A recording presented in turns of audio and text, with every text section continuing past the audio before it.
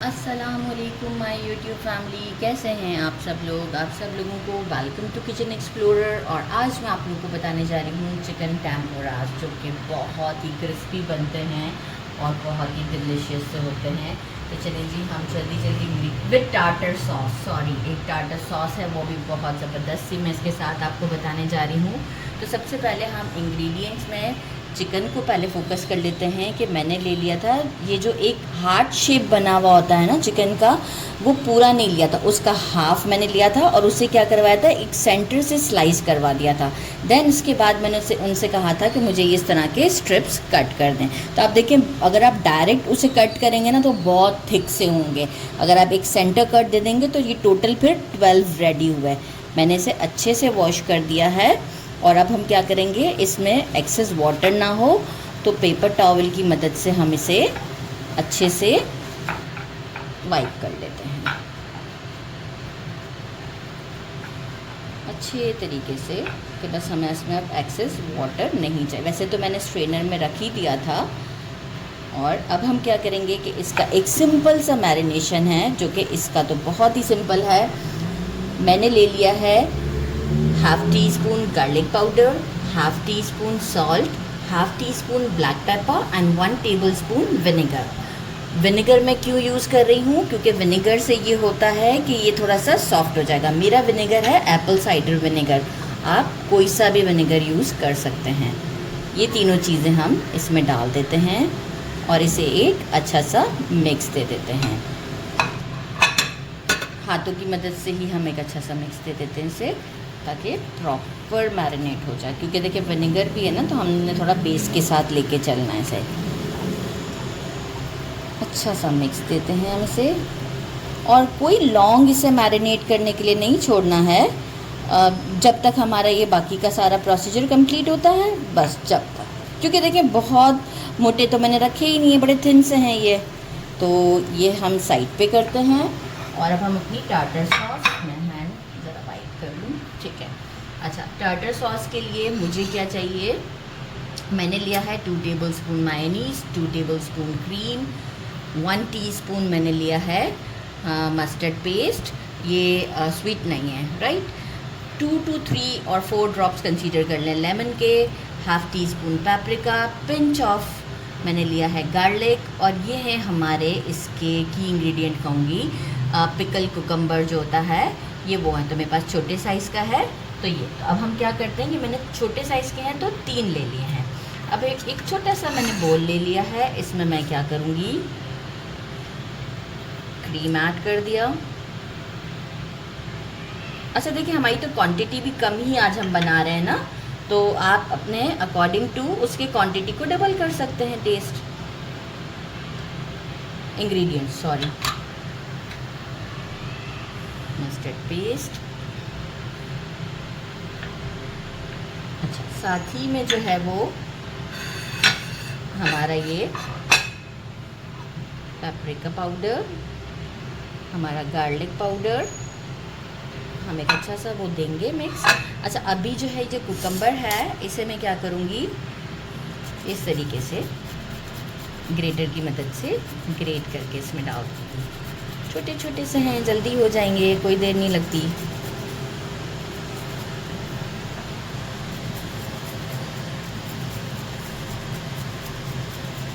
लेकिन ये टेस्टी बहुत होता है, इसे ज़रूर ट्राई कीजिएगा, इसके साथ आपको बहुत अच्छा लगेगा।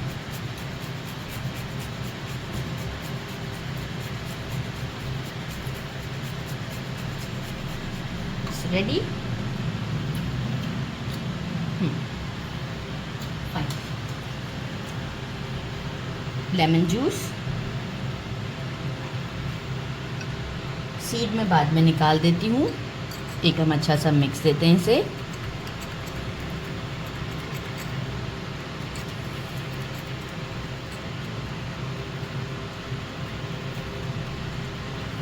अच्छा, सॉल्ट मैं चेक करूँगी, क्योंकि एक्चुअल जो पिकल होता है ना वो भी सॉल्टी होता है और थोड़ा सा सार भी होता है। तो ऑलरेडी फिर हम बहुत ज़्यादा इसे सॉल्टी नहीं करेंगे। तो अकॉर्डिंग टू टेस्ट मैं भी क्या करूँगी, इसे टेस्ट कर लेते हैं वंस, राइट।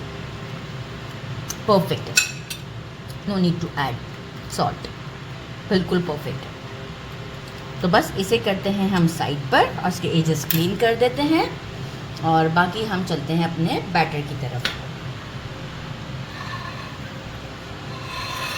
बैटर कुछ यूँ है कि मैंने ले लिया है मेजरिंग हाफ कप जो है वो मैदे का लिया है और उसे नेसेसरी ये है कि आप सीप से अच्छी तरीके से छान लें।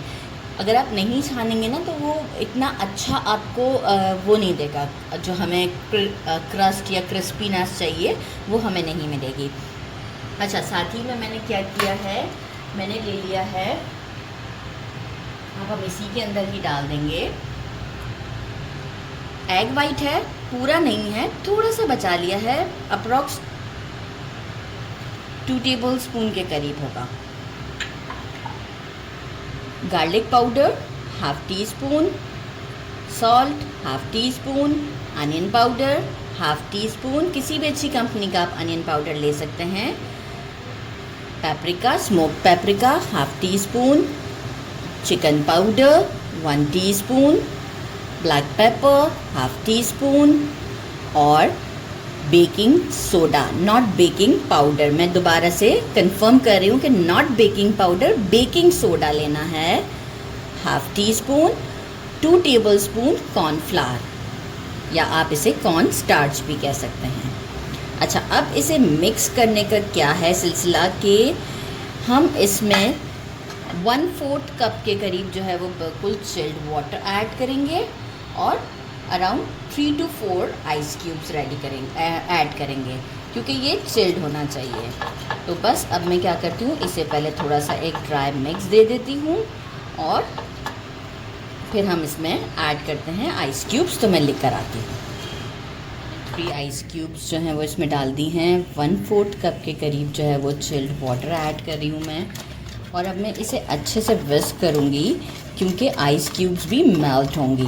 अच्छा, मीनवाइल हमने क्या करना है कि हम जो है वो स्टोव पर ऑयल को गर्म रख देंगे क्योंकि ये हमें ठंडे उसमें ही डालना है। अच्छा, अब मैं क्या करूँगी, मैं मज़ीद वाटर नहीं ऐड करूँगी, मैं आइस जो ये है क्यूब्स इसके मेल्ट होने का वेट करती हूँ। तो बस अब हम थोड़ा सा इसे मेल्ट करके आपको शो करते हैं।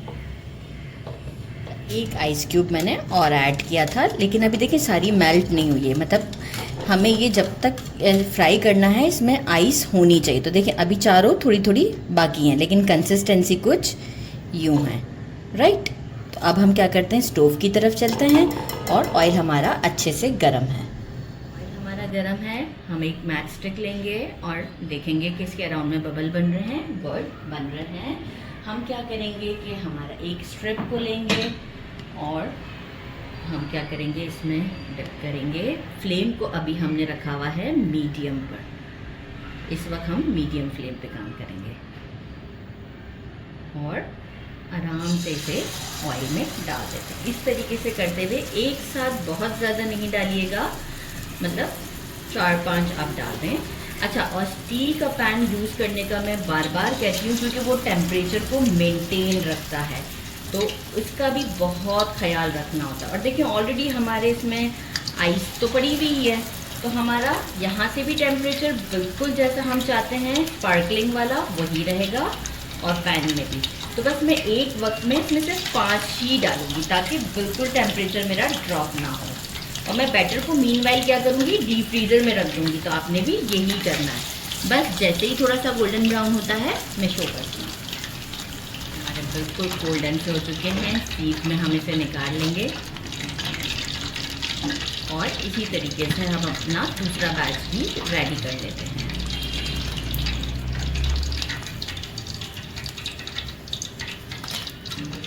मैं अपना सेकंड बैच जो है वो इसे निकाल रही हूँ। फर्स्ट बैच को मैंने थोड़ा सा ठंडा कर दिया, मीनवाइल जब तक ये फ्राई हो रहे थे।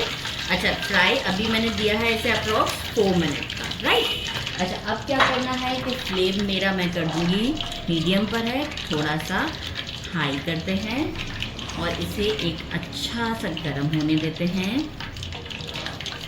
ठीक है, बॉइल्स आ रहे हैं।